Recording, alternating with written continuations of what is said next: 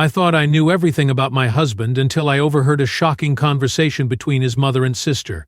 When Peter finally confessed the secret he'd been hiding about our first child, my world shattered, and I was left questioning everything we had built together.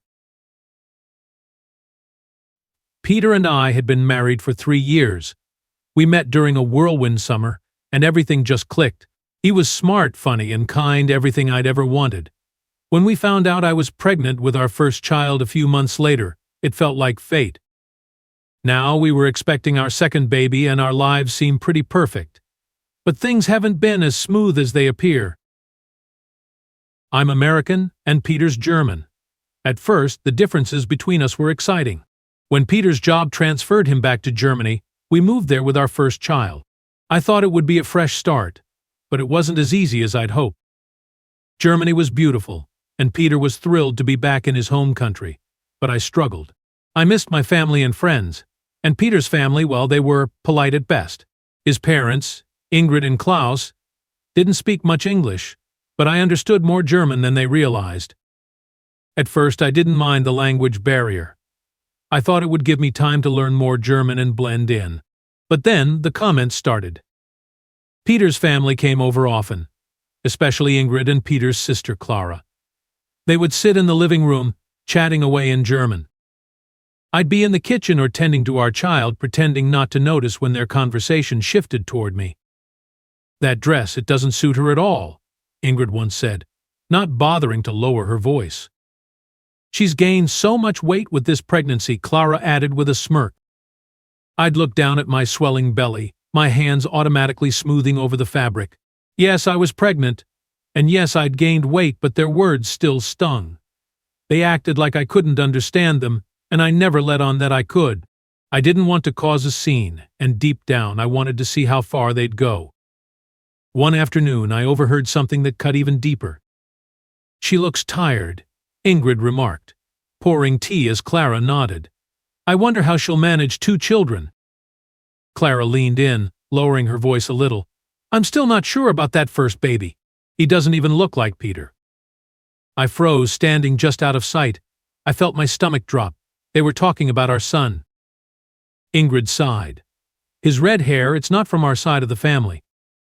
Clara chuckled. "Maybe she didn't tell Peter everything." They both laughed softly, and I stood there, too stunned to move. How could they say that? I wanted to scream at them, tell them they were wrong, but I stayed quiet, my hands trembling. I didn't know what to do. The next visit after our second baby was born was the hardest. I was exhausted trying to manage a newborn and our toddler. Ingrid and Clara arrived, offering smiles and congratulations, but I could tell something was off. They whispered to each other when they thought I wasn't looking, and the tension in the air was thick. As I sat feeding the baby in the other room, I heard them talking in hushed voices. I leaned closer to the door, listening. "She still doesn't know, does she?" Ingrid whispered. Clara laughed softly. "Of course not. Peter never told her the truth about the first baby." My heart skipped a beat. The truth? About our first baby? What were they talking about? I felt my pulse quicken, and a cold wave of fear washed over me. I knew I shouldn't listen, but I couldn't help it. What could they mean? I needed to know more, but their voices faded as they moved to another room. I sat there, frozen, my mind racing. What had Peter not told me? And what was this truth about our first child? I stood up, my legs shaky, and called Peter into the kitchen. He came in, looking confused. I could barely keep my voice steady. "Peter," I whispered, "what is this about our first baby? What haven't you told me?" His face turned pale, his eyes widening in panic. For a moment he didn't say anything.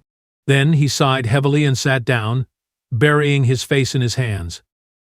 "There's something you don't know." Peter looked up at me, guilt written all over his face.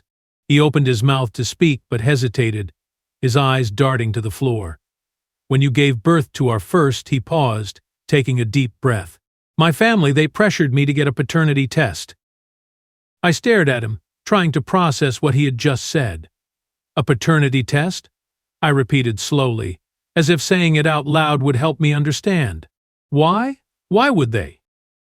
"They thought the timing was too close to when you ended your last relationship," he said, his voice breaking. And the red hair. They said the baby couldn't be mine. I blinked, my head spinning. So you took a test?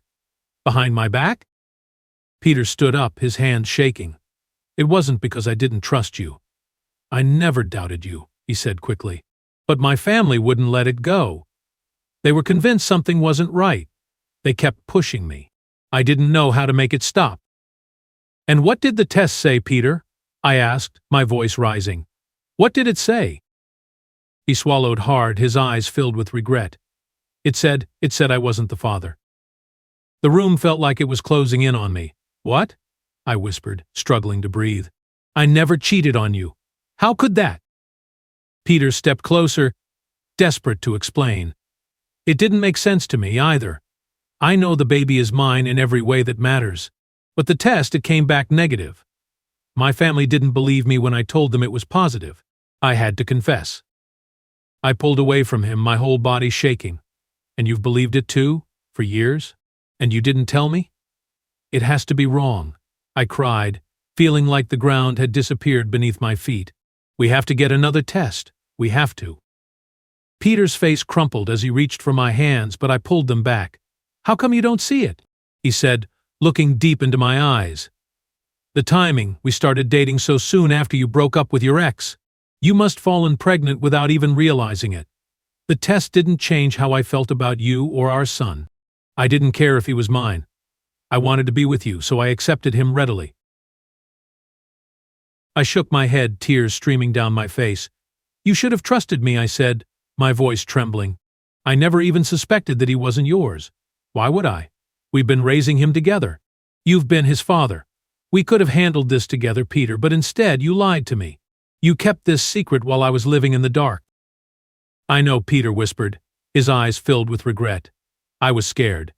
But I wanted a family with you more than anything. My parents wouldn't let it go, but I didn't want you to think I doubted you. I never doubted you. I took a step back, feeling like I couldn't breathe. I need some air. Peter reached out, but I turned away, walking out of the kitchen and into the cool night. The air hit my face, but it did nothing to calm the storm inside me. How could he have done this? I thought about our son, how Peter had held him when he was born, how he'd loved him. None of that made sense with what he just told me. I felt betrayed, lost. For a few minutes I stood there, staring at the stars, trying to piece it all together. As much as I wanted to scream, to cry, I also knew Peter wasn't a bad person. He was scared. His family had pushed him into this, and he'd made a terrible mistake by hiding it from me. But he'd still stayed by my side, by our son's side, all these years. He had lied, but not out of cruelty. I wiped the tears from my eyes and took a deep breath. I had to go back inside. We couldn't leave things like this. Not with our family on the line. When I walked back into the kitchen, Peter was sitting at the table, his face buried in his hands again. He looked up when he heard me, his eyes red and swollen. I'm sorry, he whispered. I'm so sorry. I took a deep breath and nodded. It would take time for me to fully heal from this, but I knew we couldn't throw away everything we'd built. We had a family, and despite all of this, I still loved him. We'll figure it out, I whispered. Together.